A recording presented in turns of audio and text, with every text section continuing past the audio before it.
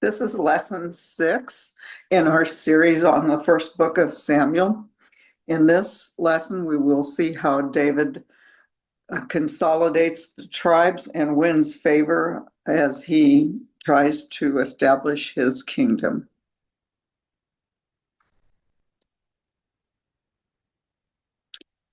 We'll start by Psalm 57. Just take a look at Psalm 57. It's one of several that we know David wrote during the time that he was on the run from Saul and being pursued. So he takes time to write these psalms as prayers to God and stating how he feels. So Psalm 57 is one of them, and we know that it is based on the first book of Samuel, chapter 19, and several other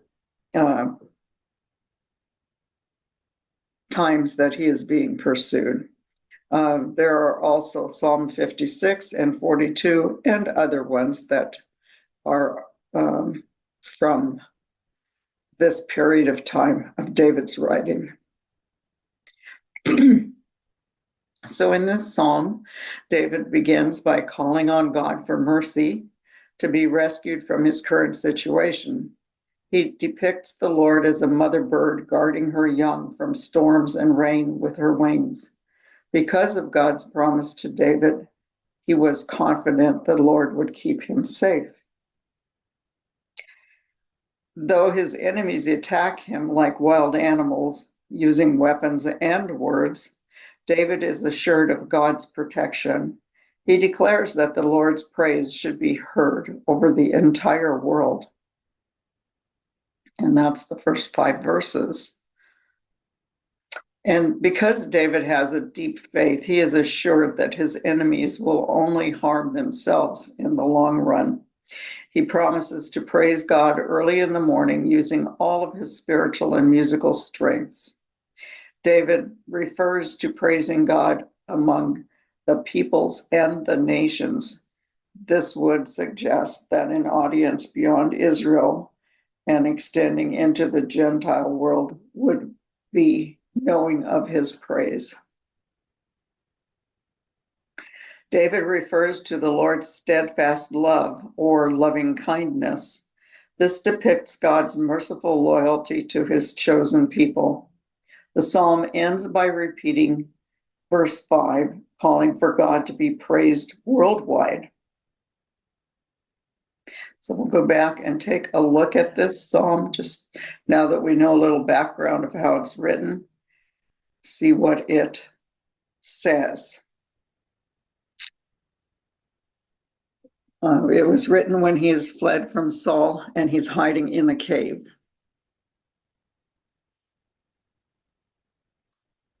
Have mercy on me, my God, have mercy on me, for in you I take refuge. I will take refuge in the shadow of your wings until the disaster has passed. I cry out to God Most High, to God who vindicates me. He sends from heaven and saves me, rebuking those who hotly pursue me. God sends forth his love and his faithfulness. I am in the midst of lions. I am forced to dwell among ravenous beasts, men whose teeth are spears and arrows, whose tongues are sharp swords. Be exalted, O God, above the heavens. Let your glory be over all the earth. That's the refrain, and then we'll go on. They spread a net for my feet. I was bowed down in distress. They dug a pit in my path, but they have fallen into it themselves. Oh, my heart, O God, is steadfast. My heart is steadfast. I will sing and make music. Awake, my soul. Awake, harp and lyre.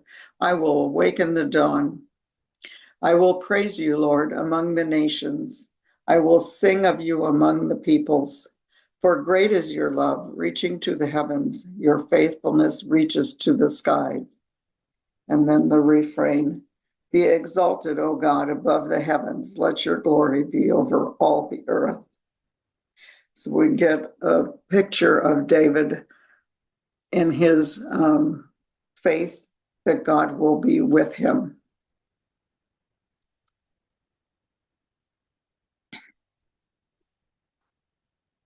So now let's take a look at some of the things that are happening with David.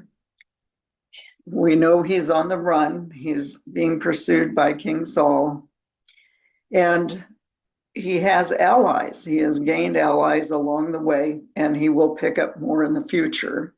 So Jonathan and Michal, the children of Saul, already helped David escape from him. Now Ahimelech, the head of the surviving descendants of Eli's priesthood that once had served in the ark at Shiloh, they will provide support as well.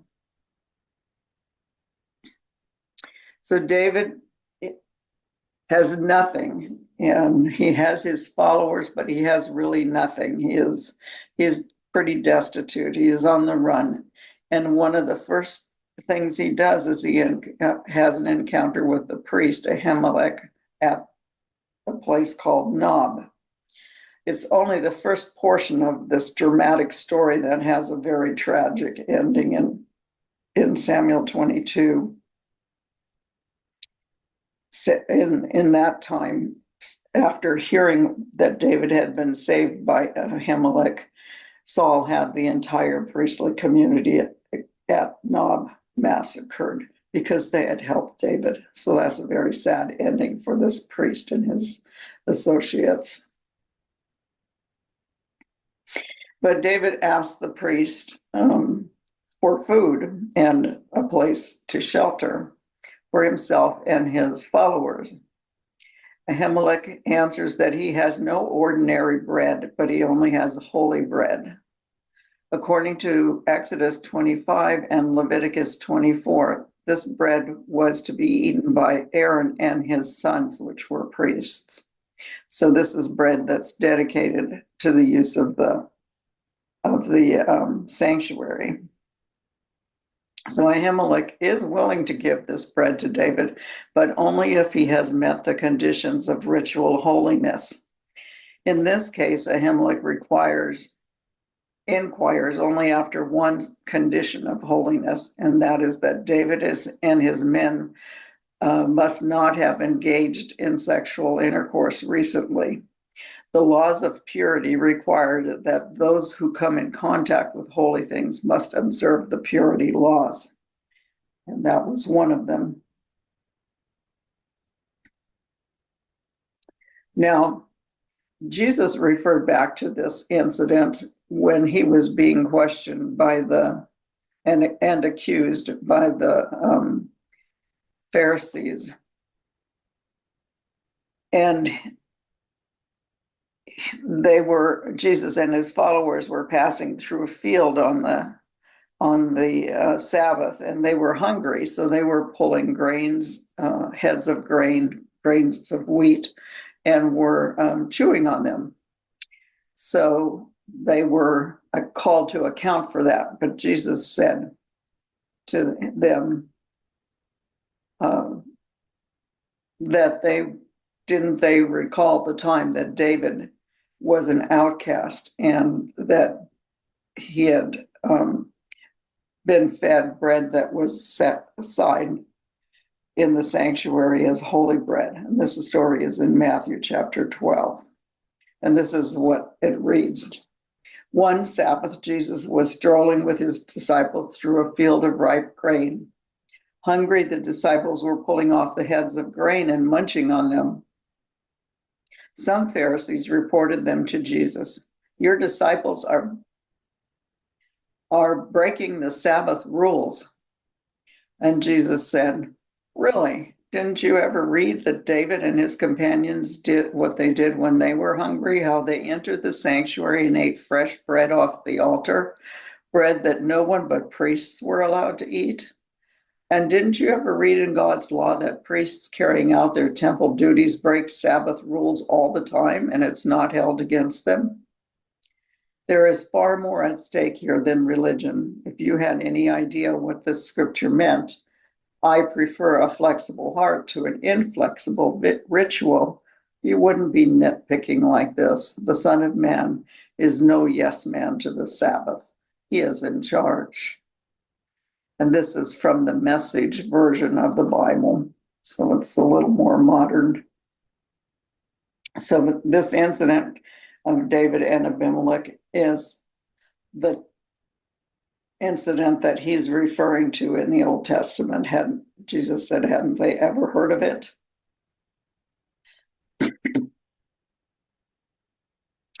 In this first story of David as a fugitive, we see two elements emerge that are characteristic of this entire section on David's adventures as a fugitive from Saul. First, David becomes much more proactive than he has appeared in chapters 18 through 20. He's not content to react to the actions of others, but he asserts himself for what he needs. Excuse me. And second of all, Ahimelech is the first of what will be a growing list of those people who recognize David as future king. This recognition is not always real explicit, but David's influence is seen as broadening and his support is growing. His reputation is spreading through the tribes.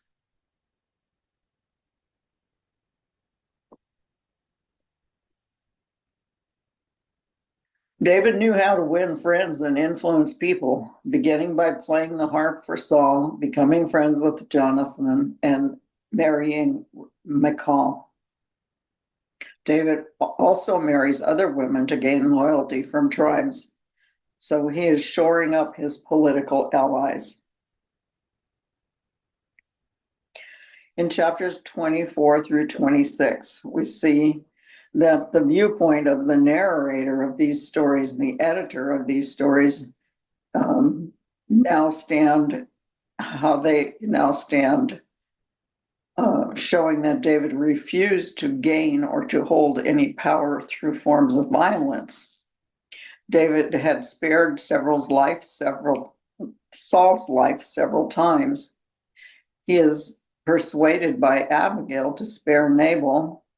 David has the opportunity to kill Saul, who has become his enemy and seeks his life, but he refused. And Abigail intercedes for her husband Nabal, thereby preventing David from blood guilt or manslaughter.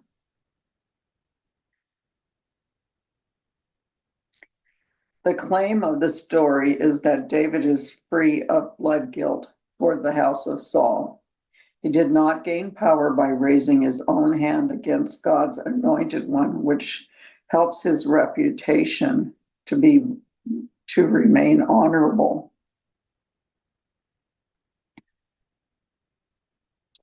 So a definition for blood guilt in the Old Testament, and I got this off of a website for Jewish history. And blood guilt refers to the liability for punishment for shedding blood. The biblical concept of blood guilt comes from the belief that deeds generate consequences, and that sin in particular is a danger to the sinner himself. The most vivid example of this belief appear in connection with unlawful homicides, where innocent blood cries out for vengeance. It's rejected by the earth and it pollutes it. So blood guilt attaches to the slayer and his family for generations. So this is what David avoided by not killing Saul. If we wonder why didn't he just kill Saul in these opportunities that he had? But he didn't, because it would tarnish and attach retribution for generations to come to his family. And in this term, we might think about the fact of something called blood feuds in the Middle and ancient Middle East, where when there's someone is killed, it's like each party affected continues to war with each other in order to seek retribution. So the technical term for bearing blood guilt, damo bo or damo boersho, meant literally his blood remains in him or in his head. And there are some of the scriptures listed here where there are examples.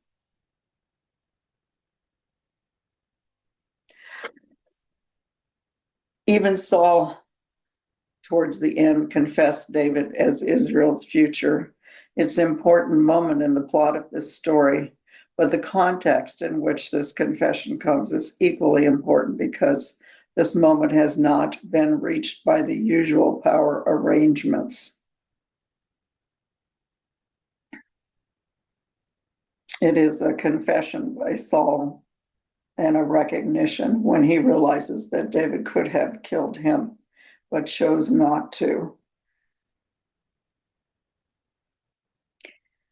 Power has been transferring during this time to David, but David has not used it to seize the kingdom, not to overthrow Saul.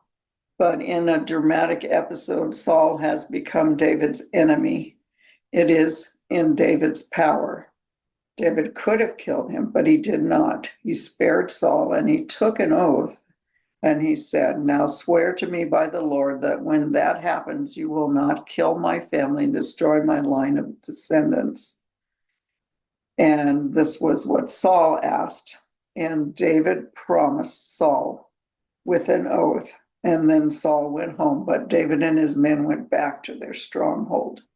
So David promised that he wouldn't kill off any descendants that remained from Saul after he became king. We know that Saul died along with all but one of his sons at the last battle he fought against the Philistines. So let's take a look at this story about Abigail and her husband Nabal and their encounters with David. So again, seeking hospitality, David and his followers sent a message to Nabal. Now, Nabal is a fairly wealthy man, and he's at a location where he is having sheep shearing, in other words, removing the wool from his sheep for the year.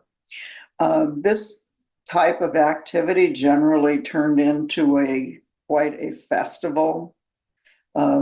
People working together to shear the sheep of different flocks. So it became kind of a social event and quite a bit of frolic, I think, going on at the same time. So the character of Nabal in this story seems to represent Saul in some ways. Nabal was like Saul he is spared from the vengeful hand of David, although it requires the intervention of his wife Abigail. Nabal is also one who would return evil for good, a characteristic that Saul had. Nabal's name and actions are the marks of a fool and reflect the confession Saul makes in 26:21, where he says, "I have been a fool." So there's some parallels here in this story.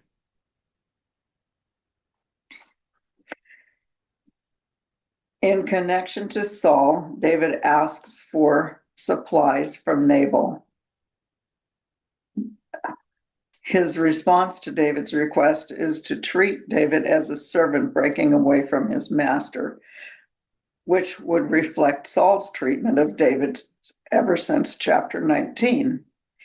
Most important, Nabal's death, not by the hand of David, but by the hand of the Lord, prefigures Saul's death. Abigail's speeches twice look ahead to Saul's death, while also speaking about her husband.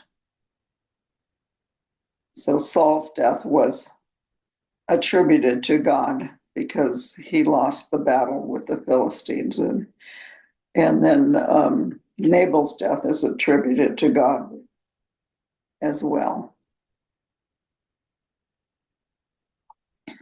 So Abigail is trying to talk David out of pursuing Nabal. Well, Nabal had refused his request for hospitality and told David, I don't know who you are. Who are you? You're an upstart. You're running away from Saul, your master. I'm not going to give anything to someone like you. So he had declined to extend hospitality, which would include food and shelter. So David is very angry, he gathers up his troops, and he's going to go to Nabal and just, wipe him out and take what he wants. However, a servant tells Abigail what Nabal had done, and she knows her husband is a stubborn person and that this could turn into a catastrophe. So she takes matters into her own hands and provides food that she's going to take to David and encounters him along the way. So she's speaking to David now. Abigail swears by the Lord, let your enemies and those who seek to do evil to my Lord be like Nabal. The only one seeking to do evil to David outside the story is Saul.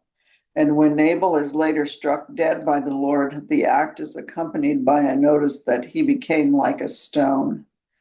David's enemies, whether they're Goliath, Nabal, or Saul, are slung out like a stone to their own death. Both Nabal and Saul die because they opposed David, and in doing so, they were opposing God's future for Israel. David is saved from incurring blood guilt by Abigail, but in the process, we are exposed to this darker side of David's character than what we have seen so far. Even though he was restrained by Abigail and there was a timely intervention, David was willing to kill, and to do so on a major scale by wiping out all the males in Nabal's household. So this side of David's character foreshadows a later time when his willingness to kill is not restrained, and he sends Uriah to his death in order to take Bathsheba for himself. So for this one time, Abigail is able to talk David out of it, but we see that David has within him the motivation to kill. So the consequences of this surrender to his violent side are monumental for David and his family. In both incidents, David is seeking to kill a man, and then he marries the wife. And due to Abigail, who acts as an instrument of the Lord, David does not kill Nabal, and their later marriage then is not tainted by blood guilt, because it was not because David killed him. She was free to remarry. However, with Uriah and Bathsheba, David did kill Uriah, and then the marriage is shadowed by blood guilt.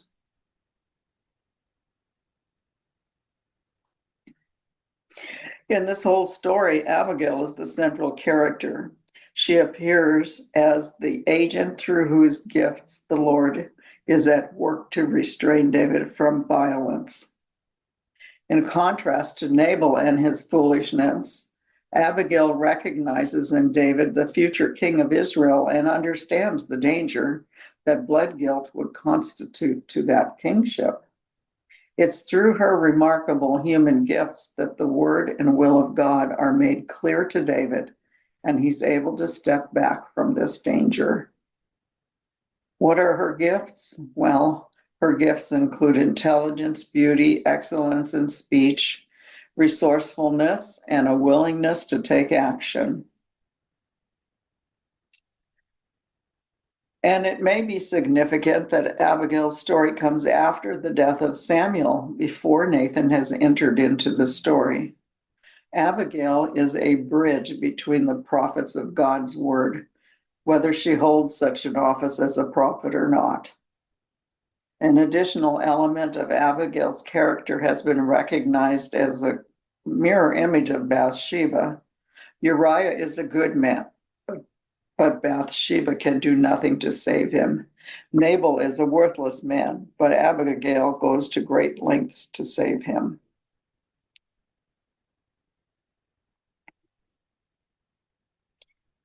So, violating the law of hospitality was part of this story. Nabal is characterized as surly and mean.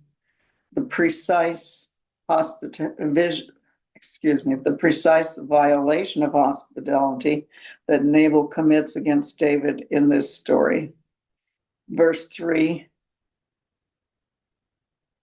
also tells us that Nabal was a Calebite, one of the most influential clans of Judah, which is its chief city was Hebron. Now, this takes us way back to Joshua, where Joshua and Caleb spy in the lands, and Caleb chooses a city to live in, and it is Hebron. So these are descendants of Caleb.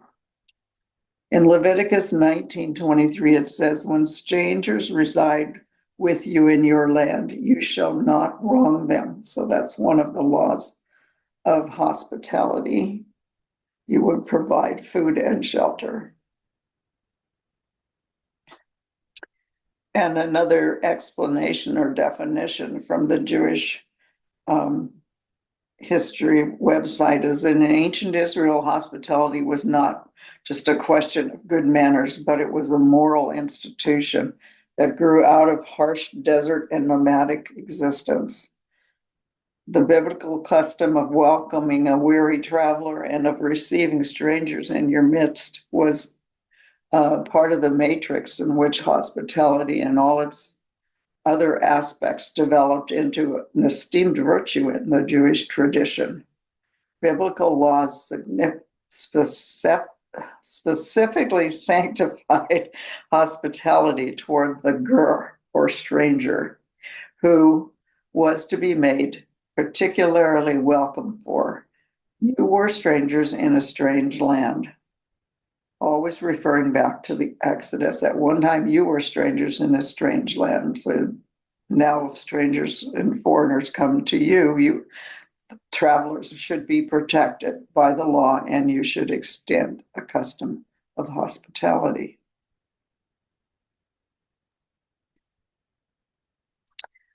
And then towards the end of this book, we see just a short, little, brief notice that Samuel, the prophet, the priest, the judge, the transition between judges and kings, he has passed away.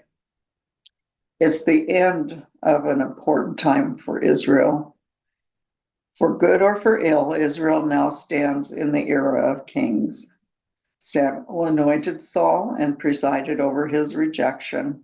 He anointed David, and he saw the beginning of the rise of kingship. The confession of David's kingship from the mouth of Saul himself, and David's kingship and Israel's future are now secure. And now I realize that you are surely going to be the king, and that the kingdom of Israel will flourish under you. And this is what Saul said.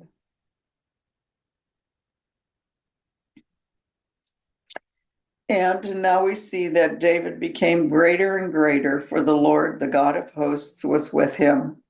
Throughout the stories, the theme is that Israel's future will now be in the hands of David and his household.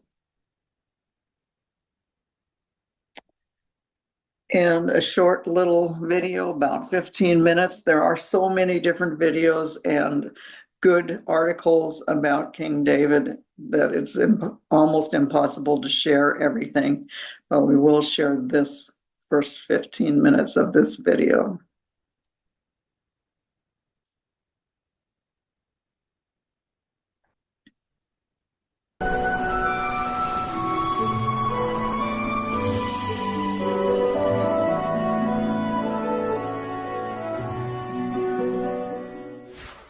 The kingdom of David is the subject of the second book of Samuel, as well as the next set of books in the Bible, the books of Kings.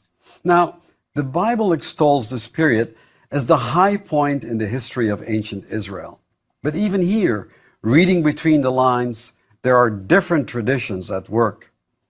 One tradition, the Deuteronomist strand, sees Israel's history through the prism of covenant obedience. As long as Israel is faithful to Yahweh, it prospers. But when it fails in its faith and flirts with pagan cults, God's punishment is swift. A second strand, associated with the 7th century king Josiah, glorifies the kingdom of David as part of its own efforts to justify the King Josiah's aggressive policies of conquest and his efforts to centralize all religious activity. And then there's a third strand, linked to the northern kingdom of King Jehu.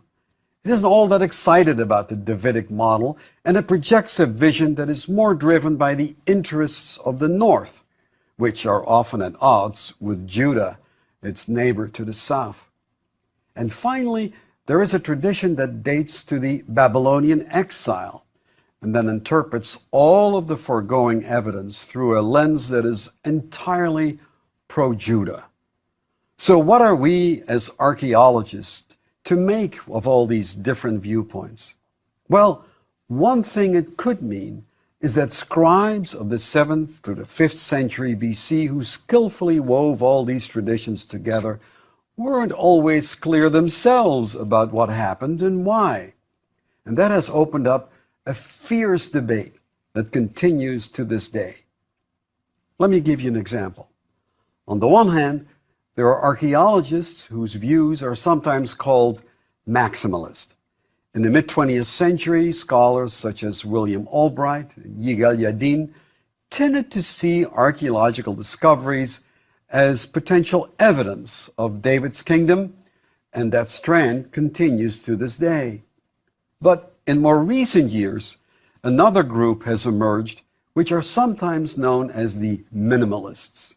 These are historians such as Neil Silberman, Jacob Wright, and Israel Finkelstein, who don't really believe that the data from Iron Age II, that's the period of the 10th century, support this idea of a large Israelite kingdom, or even the claim of a united monarchy.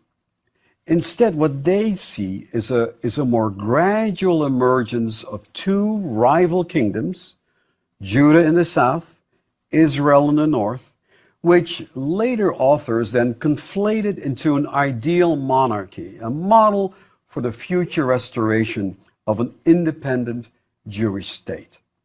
Who is right? Who is wrong? It's an important question, and especially today, when some see archaeological evidence of the city of David in Jerusalem as validation for Israel's claims on the old city and the West Bank. So these are very sensitive questions, no matter how you look at it. But if you want to know my opinion, I believe that science and politics should never mix. Each should be judged on its own merits. And so in this lecture, I'm not going to argue one way or another. I'm just going to give you the facts and let you decide for yourself. According to the Bible, the newly anointed King David did not go after the greatest threat that the nation faced, which, as we saw, was the ongoing aggression of the Philistines. He didn't marshal the tribal militia and ride out to face the Philistine foe. And the reason, I think, is that the king's most pressing objective was to solidify the fragile tribal federation and turn it into a nation. And that was a problem because there was no political, religious, or administrative center. And so David believed that if this new nation was to survive and defeat the Philistines, it had to be able to recruit and train a national army, levy national taxes, organize the nation's economy, feed the hungry, and rally the people behind a national ideal, an ideal that superseded all other tribal concerns. And there was one thing that these tribes had in common, and that was the worship of Yahweh. That was the only factor that had sustained them as a people through these 200 years in Canaan. So, how to make that tangible? Well, David knew he needed a seat for his government and a sanctuary to centralize the national cult. In sum, he needed a capital. Of course, at that time there were several shrines in honor of Yahweh, but they were all associated with a particular tribe. For this to work, David needed to create a national capital in neutral territory without showing any favoritism to a particular group. And so his choice fell on the city of the Jebusites, known as Urushalim, city of Salem, which could refer to the name of the Canaanite god of twilight. The Hebrew name Yerushalayim has also been interpreted as the abode of peace. Regardless, David wanted a city that could be defended, that was located in the strategic heart of the country, and no city met those conditions like Jerusalem. It straddled the traditional boundary between Judah and the northern tribes. It was also perched on a high ridge, surrounded by three valleys, the Hinnom, Kidron, and the Central Valley, thus providing clear fields of fire against any invaders. And best of all, it had its own source of fresh water, the Gihon Spring in the Kidron Valley. In sum, Jerusalem was perfect. The only problem was how to get control of the city without too much bloodshed. And so, says the second book of Samuel, David hatched a plan. He sent his soldiers up the water shaft, which was probably a tunnel that connected the spring of Gihon with the citadel. And once inside the city, the opposition was then quickly subdued. The city fell without the massacre that David wanted to avoid at all costs. After all, the Israelites needed to coexist with these people, these Jebusites, and learn from them how to run the city. Word of David's nifty capture of Jerusalem quickly spread, and of course, the Philistines were thoroughly alarmed. It showed that the Hebrews were now led by a much more agile and resourceful commander. What's more, the Israelites now controlled one of the most strategic points in the country, Jerusalem. And so the Philistines rushed their forces to the foothills of Jerusalem in an attempt to defeat David before he could consolidate. But this time, the Hebrew army was ready. The Philistines were defeated not once but twice and sent packing to the coastal region of Philistia. The tantalizing question is, of course, is there archaeological evidence for this wonderful story? For example, is there a water shaft like the one that the Bible talks about? Well, in the 1860s, the British archaeologist Charles Warren discovered a passageway under the ancient city that led to a 43-foot shaft.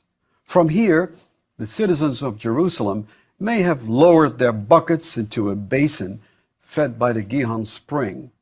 This shaft, which is still called Warren's Shaft, has survived to this day. I've been down there several times, and it's wonderful. On a hot day, you can still walk in the fresh, cool water before it's released into the valley. But is this the shaft, the passageway that David's commandos used to enter the city? New excavations indicate that this particular tunnel was not created until after 800 BC. But look, it's safe to say that a tunnel like the one described in the Bible could certainly have existed. In the last 2 decades or so, much of the excavation activity in Jerusalem has centered around an area that is called the City of David. This, some believe, became the core of David's new residential and administrative center. For example, after the Six-Day War of 1967, Israeli archaeologists excavated a series of terraces that may have served as the original foundation for David's residential complex. The debate reached a fever pitch in 2005 when the Israeli archaeologist Iliad Mazar discovered a large stone structure that she identified as the Palace of David. Among other things, she found a collection of bullae. Now, these are clay seal impressions that suggest a date in the 10th century BC. So, if we follow the traditional chronology, then that would certainly put the building in the time frame of David's reign. But other Israeli archaeologists have questioned Mazar's findings. Since then, other pieces of evidence have been found, including a bone that has been radiocarbon dated to between 1050 and 780 BC, and a seal, another bulla, discovered in 2015 that some believe was issued during the Davidic period. All this, of course, refers to evidence inside Jerusalem itself. But what about evidence outside of the city? And here I think the answer becomes even more intriguing. In 1993, archaeologist Gila Cook found a victory stela at Tel Dan that is dated around 850 BC and is attributed to the king of Aram Damascus, or what today we call Syria. The stela refers to King Jehoram, son of King Ahab, with an Aramaic phrase that could mean House of David. Now, that's pretty convincing evidence, at least as it relates to the 9th century. And furthermore, in 2007, Joseph Garfinkel and Sar Ganor discovered an ancient citadel known as Khirbet Qeiyafa, which is close to the ancient site of Beth Shemesh. These archaeologists believe that the large structure inside the citadel could be a palace from the time of King David. And actually, that would make sense because at that time, this fortress straddled the boundary between the Philistine territory and the Israelite region of Judah. So what I think that the archaeological evidence is telling us is that a kingdom of Judah may indeed have existed in the 10th century BC under the leadership of a man named King David. However, whether the territory of that kingdom was as large as the Bible suggests is still an open question. So let's look at the other information that the Bible gives us about King David.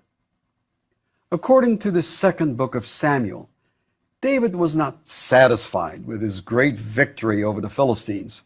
He wanted to remove any and all threats from surrounding kingdoms.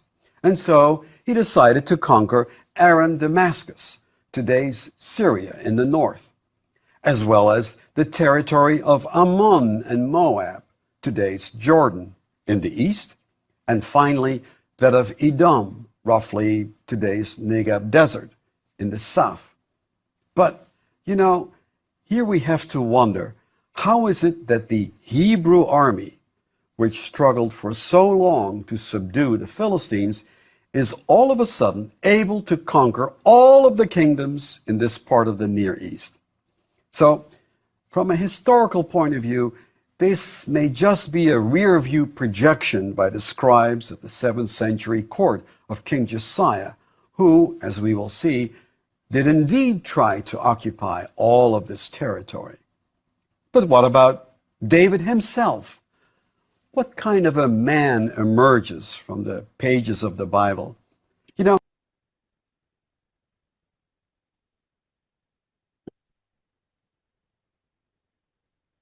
And we will continue with this video in another lesson. I think that we are at a good breaking point right now, just to have some background and look forward to what happens in the rest of King David's time as king.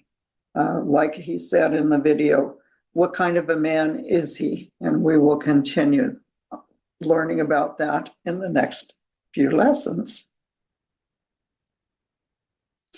So last week in class, we discussed a number of things, and I said I would see what I could do to find some answers to questions that people had.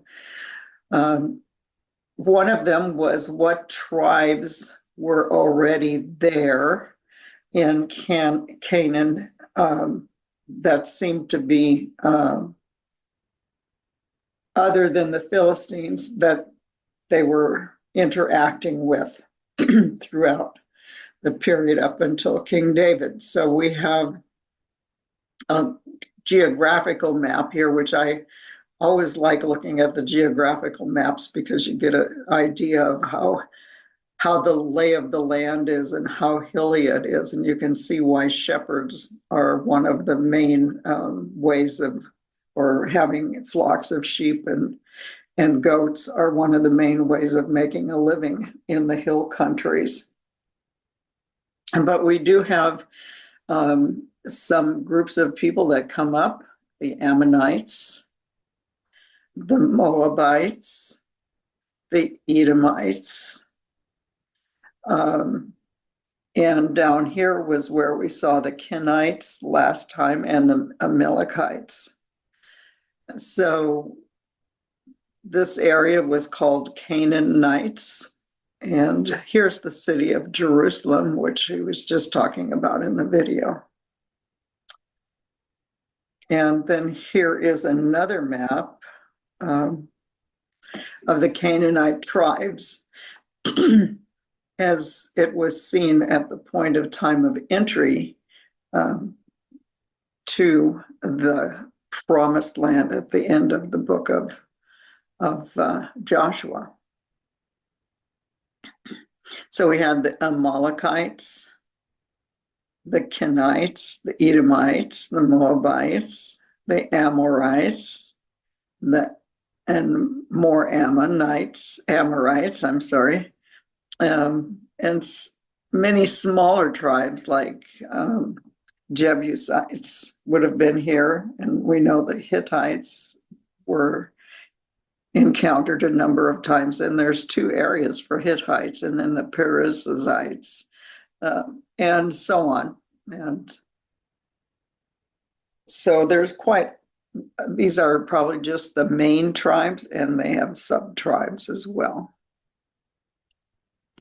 Another question that came up was, why didn't David kill Saul? I know we addressed it already earlier in the lesson, but David says to the person, why don't you kill Saul?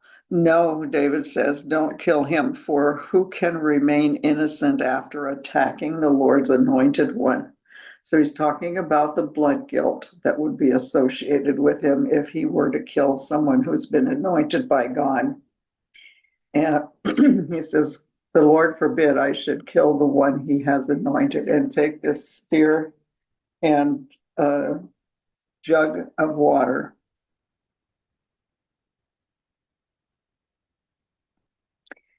And this was when they invaded the camp during the night and had the opportunity again, not the cave incident, but when they went into the camp and everyone was asleep, and they could have killed Saul, but they didn't.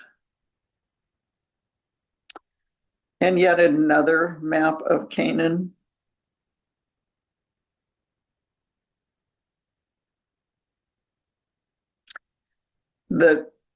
Someone else asked the question about, where does the term Jew come from? When did we start talking about the Israelites and calling them Jews instead of Hebrews or Israelites?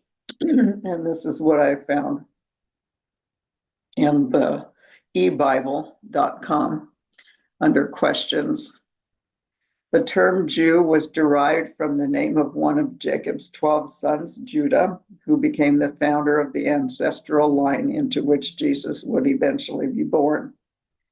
The first biblical use of the word Jews to refer was just to the descendants of Judah, but then it became all the inhabitants of the southern kingdom of Judah, which was basically the tribes of Judah and Benjamin.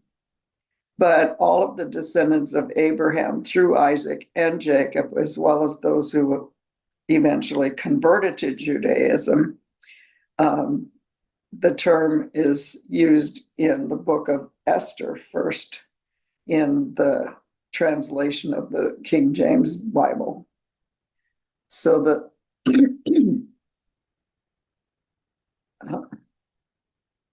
at that time, then we have the first references to Jews in the northern kingdom as well, where the 10 tribes of the northern kingdom became absorbed into the Assyrian Empire. And we can read about that in 2 Kings. Our suggested reading for next week is to begin the second book of Samuel and to read chapters 1 through 7.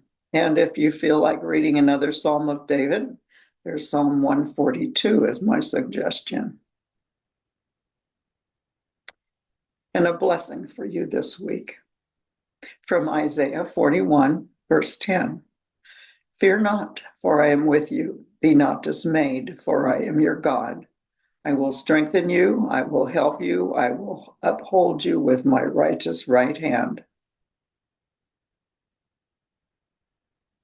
And we'll close with our cartoon of the week.